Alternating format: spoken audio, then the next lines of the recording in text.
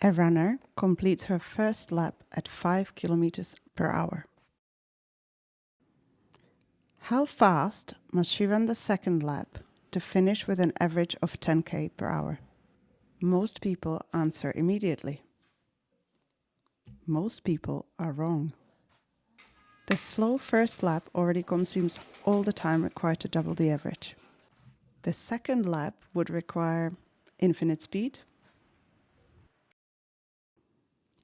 And yet, the wrong answer feels right. That moment where your mind offers a comforting lie because the shape of the solution feels familiar is where my work begins.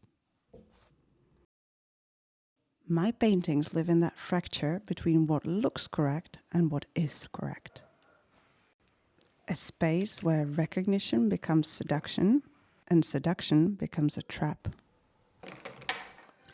Beauty has always been humanity's favorite alibi. A well-behaved surface gives us a permission to stop thinking, to stop looking, to accept the familiar without interrogation. A pastoral scene on a cup, a perfect curl of frosting, a reflection that appears stable. When this surface performs correctly, we ask nothing of the world beneath it. That is why I render surfaces with absolute obedience, so the moment they disobey, your mind has nowhere to hide. A liquid holding a shape no liquid should hold, a reflection contradicting physics, a gesture too controlled to be innocent.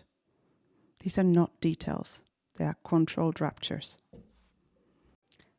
Points of failure built into the facade, because illusion is not interesting until it breaks. Our minds don't cling to comforting explanations because they're true. They cling because uncertainty is exhausting. There is a pattern. You can see it everywhere.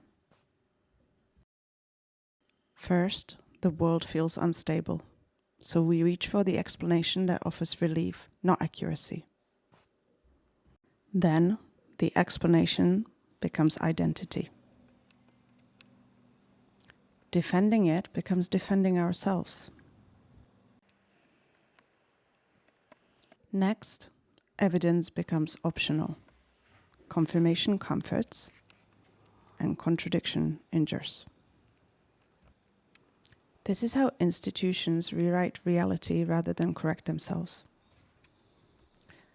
This is how people protect narratives more fiercely than truth. Eventually, we stop checking the world. We check only who agrees with us. And once agreement becomes the benchmark for truth, illusion wins. Not because it's convincing, but because it's soothing. The series You Shouldn't Have is built on this tension, beauty engineered to misbehave. Each painting contains a quiet violation, a small refusal to follow physical law. A moment where the surface slips and reveals the architecture beneath. I don't create these ruptures to unsettle. I create them to sharpen perception. To slow the eye. To restart thinking in places where automatic seeing has taken over. The discomfort you feel when certainty cracks isn't danger. It is calibration. It is your map realigning with the terrain. And that is the undertone of this series. Beauty designed as a controlled fracture. A surface so precise that truth can't help but break through. You shouldn't have, but you did.